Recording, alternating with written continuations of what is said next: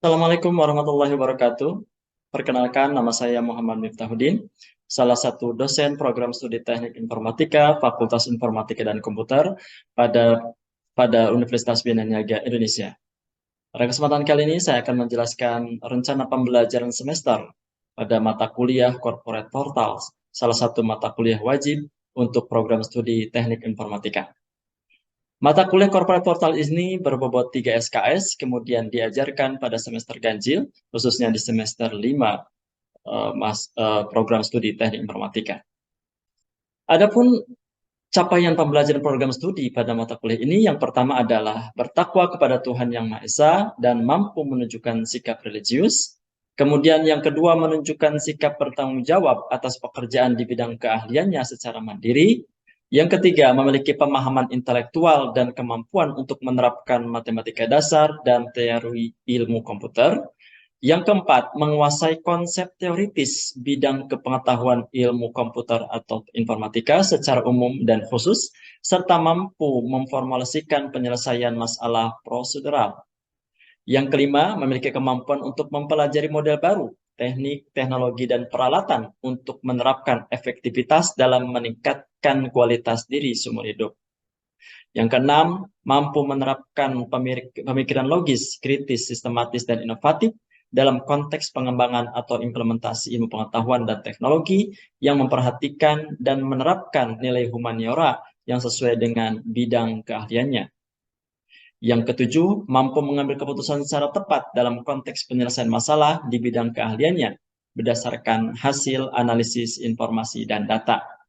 Kedelapan, mampu menerapkan pemrograman dan algoritma pada mesin untuk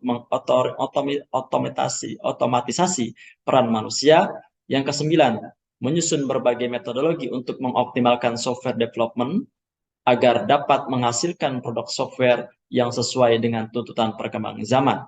Yang ke-10, mampu menerapkan metode software development life cycle atau SDLC dan white box serta black box dan mampu mengembangkan perangkat lunak mulai requirement sampai maintenance. Adapun capaian pembelajaran mata kuliah ini, yang pertama adalah mahasiswa mampu memahami konsep dan dari corporate portals, teknologi serta tool yang digunakan dalam membangun sebuah corporate portals. Kemudian yang kedua, mahasiswa diharapkan mampu menjelaskan dampak dari penggunaan konsep corporate portals. Dan yang ketiga, mahasiswa mampu mempresentasikan contoh penerapan dari corporate portals di bidang pendidikan atau bidang-bidang yang lainnya. Deskripsi mata kuliah ini mencakup konsep, arsitektur, dan teknologi yang digunakan untuk membangun portal perusahaan, dan mahasiswa akan mempelajari dasar-dasar desain portal perusahaan, dimulai dengan perencanaan bisnis, strategis, pemodelan data, dan berbagai konsep logis yang mengarah pada pengembangan portal perusahaan. Konsep pengembangan portal perusahaan mencakup analisis metadata, rekayasa metadata, jenis metadata, dan masalah kualitas. Adapun bahan kajian materi pembelajaran, yang pertama adalah pengertian, sejarah, dan fitur dari corporate portal. Kemudian yang kedua konsep corporate, sistem dan informasi. Yang ketiga jenis sistem informasi manajemen. Yang keempat prinsip dasar corporate portals. Yang kelima potensi dan evolusi dari corporate portals. Yang keenam unsur pemodelan corporate portals. Yang ketujuh, komponen corporate portals. Yang kedelapan, tahapan pembuatan sebuah sistem. Yang kesembilan, studi kasus implementasi dari corporate portals. Yang kesepuluh, arsitektur dari corporate portals. Dan yang kesebelas, spesifikasi serta desain portal. Dan yang terakhir, arsitektur teknologi dari corporate portals. Adapun prasyarat mata kuliah ini, yang pertama mahasiswa harus sudah lulus mata kuliah database arsitektur, kemudian database konsep, selanjutnya SQL programming, dan yang terakhir adalah Oracle Portal Using 9.AS. Mata kuliah ini dibagi menjadi 14 pertemuan, kemudian 1 UTS dan 1 UAS. Pada pertemuan pertama, saya akan menjelaskan definisi apa itu corporate portals. Kemudian yang kedua, saya akan menjelaskan tentang apa itu corporate, sistem informasi, serta manajemen sistem informasi. Yang ketiga, saya akan menjelaskan tentang kualitas sistem informasi, faktor penentu keberhasilan, kesuksesan dalam sebuah sistem informasi. Pada pertemuan keempat, saya akan menjelaskan tentang 10 prinsip dasar dari sebuah corporate portals. Kemudian yang kelima, saya akan menjelaskan tentang potensi dan evolusi corporate portals. Pada pertemuan keenam, saya akan menjelaskan tentang unsur-unsur pemodelan dari corporate portals. Dan yang ketujuh, saya akan menjelaskan tentang komponen-komponen yang ada pada corporate portals. Pertemuan-pertemuan sebelum UTS ini banyak sekali saya akan menjelaskan dengan metode ceramah dan diskusi, ceramah 90 menit dan diskusi 60 menit. Kemudian setelah pertemuan ke-7, pertemuan ke-8 akan diadakan ujian tengah semester. Kemudian pada pertemuan ke-9 saya akan mencoba menjelaskan tentang tahapan pembuatan sebuah corporate portals. Kemudian pada pertemuan ke-10 akan menjelaskan studi kasus tentang arsitektur dan implementasi corporate portals akademik untuk perguruan tinggi. Pada pertemuan kali ini, kami akan mencoba untuk latihan, di mana diskusi hanya 60 menit dan latihan sebanyak 90 menit. Kemudian pada pertemuan ke-11, juga akan melanjutkan studi kasus di pertemuan ke-10, yaitu studi kasus bagaimana mengimplementasikan corporate portals pada portal akademik untuk perguruan tinggi. Pada pertemuan ke-12 akan menjelaskan tentang arsitektur corporate portals dari studi kasus sebelumnya. Kemudian pada pertemuan ke-13, saya akan menjelaskan spesifikasi standar corporate portals akademik dari studi kasus sebelumnya. Pada pertemuan ke-14, saya akan menjelaskan arsitektur teknologi pada corporate portal seperti pemetaan kebutuhan hardware, server, dan perangkat klien lainnya. Pada pertemuan ke-15, yang merupakan pertemuan terakhir sebelum UAS, saya akan mencoba memberikan pengarahan atau memberikan kesempatan kepada mahasiswa untuk mempresentasikan lagi hasil pembuat corporate portal sederhana yang dibagi berdasarkan menjadi beberapa kelompok. Kemudian pada pertemuan ke-16 ada pertemuan untuk UAS. Berikut saya akan memberikan sebuah video pengajaran yang akan menjelaskan pada pertemuan ke-12, yaitu menjelaskan tentang arsitektur dari corporate portals. Berikut video pengajaran yang bisa disaksikan.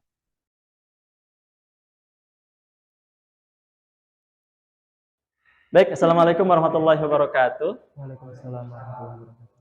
Terima kasih rekan-rekan mahasiswa. Hari ini kita akan melanjutkan lagi mata kuliah Corporate Portals.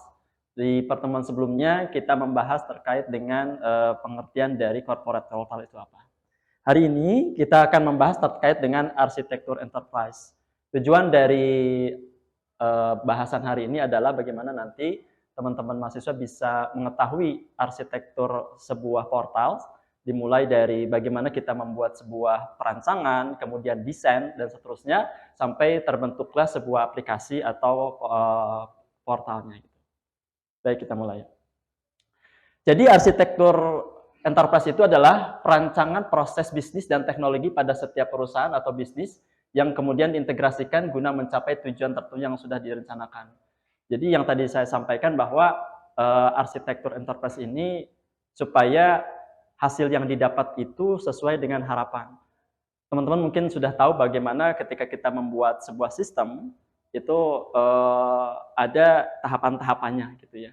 Jadi sebelum membuat sistem itu, seorang sistem analis harus tahu dulu apa keperluan atau user requirement-nya gitu sebelum membuat sebuah desain dan develop sebuah sistem. Konsepnya bagaimana bisnis dan setiap bagiannya berjalan secara integrasi sehingga bisa melakukan proses efektif untuk mendapatkan hasil. Nah ini harapannya ketika sebuah arsitekturnya itu sudah firm atau sudah bagus, nanti yang didapat adalah sesuai dengan apa yang diharapkan, gitu ya. Ini beberapa pengertian tambahan. Jadi arsitektur enterprise itu adalah pengorganisasian logis, proses bisnis dan infrastruktur IT yang mencerminkan kebutuhan integrasi dan standarisasi dari model operasi perusahaan. Tujuannya apa? Tujuannya itu adalah untuk menciptakan sebuah lingkungan IT yang menyatu dengan sistem perangkat keras dan perangkat lunak yang terstandarisasi di sebuah organisasi atau perusahaan dan semua unit bisnisnya yang mengaitkan kepada proses bisnis dan strategi perusahaan. Tentunya ketika kita membuat sebuah aplikasi itu, kita tidak hanya berfokus kepada sistemnya saja atau softwarenya saja, akan tetapi hardware-nya juga harus mendukung. Jangan sampai kemudian ketika kita membuat sebuah aplikasi, tetapi tidak berjalan sesuai harapan. Karena apa? Tidak disupport oleh hardware-nya atau perangkat kerasnya. Nah, di sini kita akan menekankan bagaimana antara hardware sama software itu bisa beriringan. Sehingga apa yang ditujukan atau apa yang diharapkan menjadi goal kita itu bisa berjalan sesuai dengan harapan. Hasil akhirnya apa? Bahwa arsitektur enterprise akan membuat IT lebih murah, lebih strategis, dan lebih responsif. Memang ketika kita berbicara terkait dengan IT itu kan harus menjadi sebuah solusi gitu ya. Kalau disampaikan bahwa anggarannya bisa besar atau modalnya besar, betul di awal akan, tapi kalau dihitung secara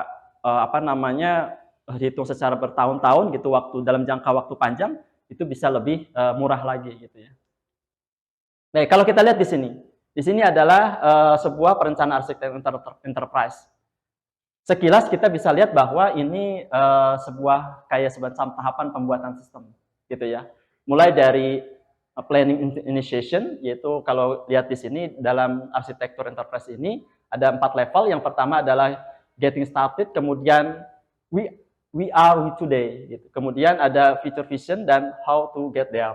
Jadi yang pertama yang tadi disampaikan, bagaimana kita bisa men-planning sebuah sistem itu harus seperti apa. Jadi kalau di dalam tahapan pembuatan sistem itu ada yang disebut yang tadi saya bilang analisa kebutuhan sistem gitu ya. Analisa kebutuhan sistem, kemudian analisa kebutuhan user. Ini kurang lebih sama gitu ya. Jadi benar-benar harus di planning, benar-benar harus bagaimana sistem itu dibuat sesuai dengan kebutuhan user. Nah, yang pernah saya sampaikan bahwa kita sebagai developer itu perlu ada yang menjembatani antara kita sebagai orang IT dengan user. Kadang-kadang kan kalau kita sebagai orang IT itu tidak tahu bahasa yang disampaikan user gitu kan. Membahasakannya itu seperti apa gitu. User pun sama. Kalau disampaikan dengan bahasa IT, user kadang bingung. Maka harus ada perantara, yaitu disebut dengan sistem analis gitu ya. Nah, di sini harus ada planning. Planningnya harus kuat. Kalau planningnya tidak kuat, itu bisa jadi abu-abu. Hasilnya tidak sesuai dengan harapan. Kemudian tahap kedua adalah we are today. Di sini ada beberapa yang bisa dilakukan. Yang pertama adalah business modeling.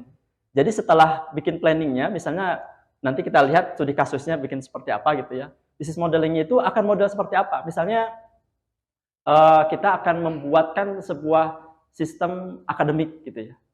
Nah, modelnya akan seperti apa? Apakah misalnya misalnya ketika mahasiswa itu akan mengambil SKS, apakah harus langsung secara digital atau nanti parsial, atau ada yang digital, ada yang manual gitu ya. Kemudian akan dilihat current sistemnya seperti apa gitu. Jadi misalnya sistem yang sudah berjalan itu sudah menggunakan teknologi gitu. Tetapi ada beberapa yang memang harus ditingkatkan. Nah, ini tentunya harus dilihat, makanya dalam pengembangan sistem itu ada dilihat sistem yang sebelumnya dan sistem yang akan datang atau yang direncanakan. Itu. Kemudian level ketiga ada disebut dengan data informasi arsitektur. Jadi setelah bisnis modelnya kita tahu, kemudian sistem yang saat ini sudah ada, dilihat, oke, karena saat ini sudah tahu nih ya, maksudnya tahapannya atau di level mana, kemudian kita buatkan arsitektur data informasi. Nanti contohnya seperti apa kita lihat di berikutnya gitu ya. Kemudian aplikasi arsitektur, ini sama dengan kita membuat sebuah layout, desain layout gitu ya. Jadi layoutnya kan kadang-kadang user pengennya tampilan depannya warna apa gitu. Nah, itu harus dibuatkan desain. Kalau nggak bahasa kita gampangnya mock up lah gitu ya, sebelum membuat sebuah sistem yang realnya. Kemudian teknologinya, ini teknologi arsitektur itu bisa terkait dengan hardware-nya. Jadi hardware-nya seperti apa, spesifikasinya seperti apa gitu yang dibutuhkan. Karena kita sebagai seorang developer atau seorang IT juga harus memikirkan apakah dengan membuat sebuah sistem ini akan memberatkan atau tidak. Kemudian apakah requirement hardware-nya dengan yang kita buat ini sesuai, atau hardware yang dibutuhkan harus seperti apa gitu ya. Jangan sampai yang tadi memberatkan. Kemudian kalau di sini tahap 3 selesai, kemudian tinggal implementasi atau migrasi gitu ya. Baik, ini kurang lebih sama, metodologinya sama, tapi ini lebih kepada rule-nya atau tahap-tahapannya gitu ya. Studi literatur ini hanya membahasakan saja dari yang tadi. Jadi studi literatur artinya proses di sini akan seperti apa gitu. Ini sama dengan user requirement. User tuh pengennya seperti apa. Kemudian kalau user sudah tahu, kemudian pengumpulan data-datanya apa yang akan dimasukkan ke dalam sebuah sistem tersebut, gitu ya. Kemudian dianalisa apakah sistem atau data-data ini bisa langsung dimasukkan atau harus misalnya diolah dulu, sehingga atau bahasa gampangnya itu data di cleaning dulu sebelum masuk ke dalam sistemnya atau per sistemnya. Setelah selesai, kemudian perancangan arsitektur sistemnya. Setelah itu studi kelayakan teknis dan operasional. Ini ibaratnya ada pertemuan antara user dengan developer atau dengan sistem analisnya. Ini seperti ini bukan yang tadi disebutkan mock-up-nya gitu ya. Kalau sudah oke, baru perencanaan, pelaksanaan, develop dan implementasi. Oke, contohnya ini sebuah contoh corporate atau arsitektur untuk sistem akademik ya. Ini contoh kasusnya. Jadi kita harus lihat buat pengertiannya dulu. Sistem akademika itu apa sih gitu? Yaitu satuan yang terdiri dari atas dosen, mahasiswa pada perguruan tinggi. Ini kebetulan entity-nya atau usernya itu mahasiswa dan dosen. Ya. Kemudian kegiatannya pada sistem akademik terbagi menjadi dua, yaitu kegiatan yang dilakukan oleh mahasiswa atau disebut dengan kemahasiswaan dan kegiatan dosen atau staf pengajar. Jadi ini intinya hanya dua ya. Sebenarnya kan kalau di universitas itu terdiri dari beberapa bagian ya, misalnya ada BAK, kemudian ada bagian administrasi dan seterusnya. Kalau ini kita contohkan hanya dua entity, yaitu mahasiswa dan dosen. Kemudian setiap anggosivitas akademika terlibat dalam pembelajaran dan penelitian serta kinerjanya dinilai dari proses belajar, proses mengajar dan proses penelitian. Ini yang akan kita buat. Intinya seperti itu. Baik, berikutnya. Kebutuhan pengguna. Jadi sebelum kita lanjutkan ke tahap berikutnya, yang tadi disampaikan harus user requirement. User maunya apa gitu ya. Kita identifikasikan. Identifikasi masalah, kebutuhan pengguna terutama yang berkaitan dengan sivitas akademik yaitu para dosen, mahasiswa dan pihak lain yang mendukung. Walaupun tadi kita konsennya ke dosen mahasiswa, yang terkait dengan mahasiswa atau dosen ada lagi enggak gitu. Ya, walaupun nanti kita buat sistemnya itu hanya dosen dan mahasiswa gitu ya. Atau entitinya hanya dua itu. Kemudian dilakukan wawancara dan penyebaran kuesioner dengan responden dari kalangan mahasiswa dan dosen dari berbagai jurusan gitu ya. Kuesionernya siapa atau yang akan kita wawancara siapa gitu, siapa orangnya. Misalnya populasinya ada 1000, kita ambil sampel berapa orang. Ada beberapa metode nanti untuk pengambilan sampel dengan beberapa metode, misalnya 10% dari populasi. Misalnya populasi mahasiswa itu ada 1000, berarti 10%-nya adalah 100. Dosennya ada 20, berarti 10%-nya ada 10%-nya berapa? 10% dari 20 berapa? 2 ya. Baik, jenis pengguna ini kita identifikasikan ya. Jenis pengguna, ada dosen meliputi perwakilan dosen dari seluruh jurusan yang tadi yang samplingnya, kemudian ada mahasiswa meliputi perwakilan mahasiswa, jadi kita tidak ambil semuanya. Kemudian ada manajemen, ya, ada manajemen yang meliputi BAK dan seterusnya. Di depan kita bikin sebuah sistem yang atau modul besarnya dosen mahasiswa. Tapi usernya yang bisa menggunakan modul besar itu manajemen juga masuk, gitu ya. Kemudian ada administrasi. Ini contohnya. Kuesionernya dibuat seperti ini. Jadi dibikin kuesioner dulu terkait dengan arsitektur yang akan kita buat. Misal, data respondennya, ini data dosennya itu misalnya jurusan teknik elektronika. Ini adalah populasinya. Jadi ini jumlah mahasiswanya lah, katakan seperti itu. Sampelnya berapa? 5. Gitu. Ini dosen ya, maaf, ini jumlah dosennya. Kemudian dosen teknik listrik berjumlah 40, samplingnya adalah 5. Gitu. Kemudian dan seterusnya, sang akuntansi, misal 38 diambil 5. Kalau kita rata-ratakan, kira-kira ini berapa persen ya? Sekitar berapa persen? 2-3% ya. Gitu. Kemudian mahasiswanya, gitu. Mahasiswanya di sini kita lihat contohnya populasi untuk jurusan teknik elektronika dari populasi 233, samplingnya adalah 20 mahasiswa. Ya, dan yang akan kita wawancara gitu atau kita sampling untuk kebutuhan. Jadi mahasiswa itu pengennya seperti apa sih sistem itu yang bisa memudahkan teman-teman mahasiswa dalam melakukan aktivitas akademik gitu ya. Misalnya yang tadi saya kalau ketika mau KRS atau pengambilan mata kuliah seperti apa, perwalian seperti apa, Itu kan berarti user requirement. Tidak perlu semuanya ditanyain gitu ya. Hanya beberapa mahasiswa yang menjadi sampling gitu. Sama ya, ini beberapa jurusan yang atau program studi yang bisa kita ambil dari populasi sebanyak ini, kita ngambil beberapa persen saja gitu ya. Baik, fitur yang diharapkan ini bisa jadi berasal dari usernya atau user requirement-nya. Misalnya di sini karena kita tadi studi kasusnya adalah sistem akademik gitu ya. Ada modul-modul apa aja yang ada, yaitu ada email, kemudian e-library. Ini berarti perpustakaan digital ya. Jadi teman-teman tidak perlu ke perpustakaan ibaratnya seperti itu. Mungkin dibuat semacam pojokan library lah gitu. Atau yang lebih mudah lagi teman-teman supaya pencarian bukunya. E-learning, e-journal, forum, absensi mahasiswa, search engine, personal homepage, chat, kemudian info nilai mahasiswa atau KHS ya. Kemudian ujian online, aplikasi komponen, kalender, info nilai, dan jadwal perkuliahan. Ini contoh beberapa fitur atau modul yang bisa di-create berdasarkan kebutuhan dari user. Kalau misalnya kebutuhan mahasiswa, kira-kira yang mana ya fiturnya? E-learning gitu ya. E-learning, kemudian absen, apalagi chat dengan siapa misalnya, ngechat. Oke, kemudian info nilai mahasiswa itu kaitannya semua ujian online. Nah, kita di sini sudah menggunakan CBT ya, ujian mahasiswa. Kemudian ada aplikasi komponen, kemudian kalender dan seterusnya. Jadi ini bisa dibagi mana yang porsinya dosen, mana porsinya mahasiswa gitu ya. Kalau kita lihat tidak ada ya pengguna lainnya selain mahasiswa dan dosen gitu ya. Baik, kemudian kita definisikan permasalahannya gitu ya. Jadi yang sekarang ini berjalan itu seperti apa, kemudian maunya seperti apa. Kalau dalam pembuatan sebuah karya ilmiah itu kan kita kumpulkan masalah, kemudian kita rumuskan masalahnya. Sehingga diharapkan akan mendapatkan sebuah solusi dari permasalahan-permasalahan tersebut. Definisi permasalahan.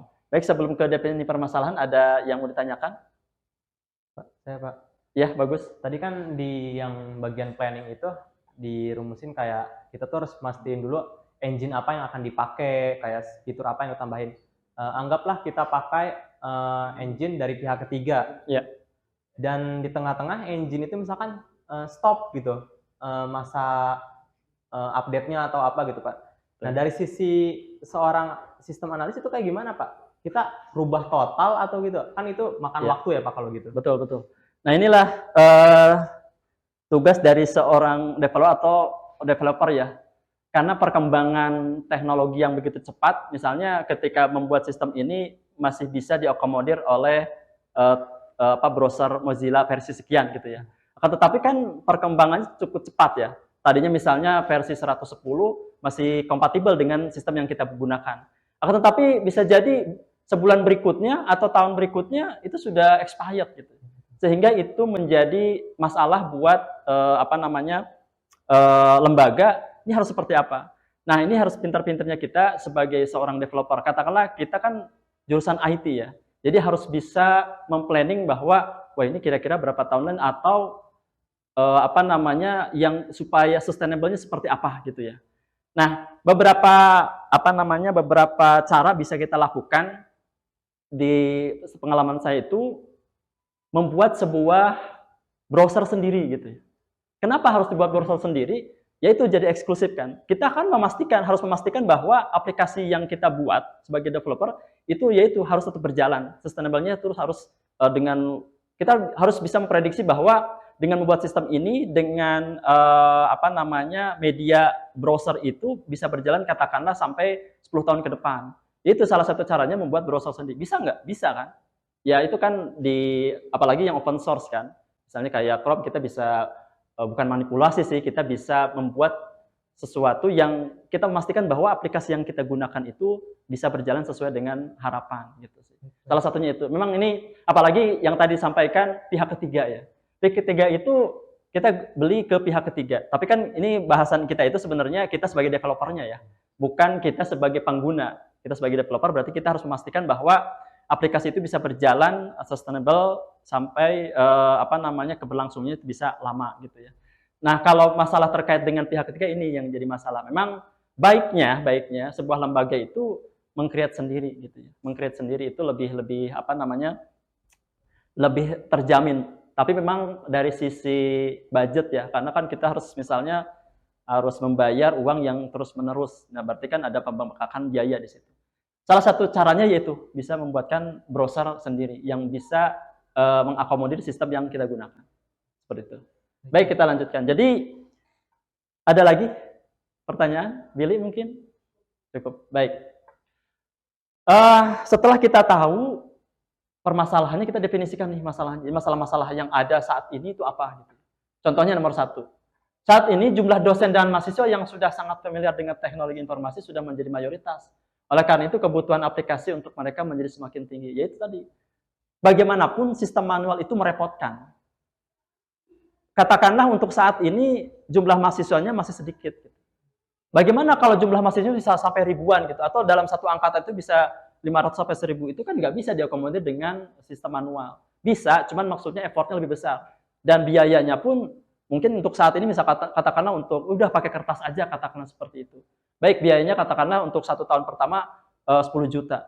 Tapi bagaimana berhitung sampai 10 tahun berikutnya gitu? Dengan sistem itu bisa menjadi sebuah solusi untuk apa? Jangka panjang kan. Ya itu betul, misalnya budgeting awalnya atau dana awal itu bisa sampai 100 juta, tapi kan 100 juta bisa sampai bertahun-tahun. Gitu ya.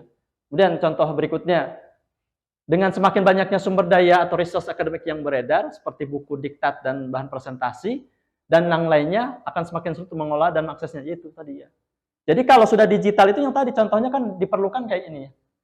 Dia punya e-library gitu ya.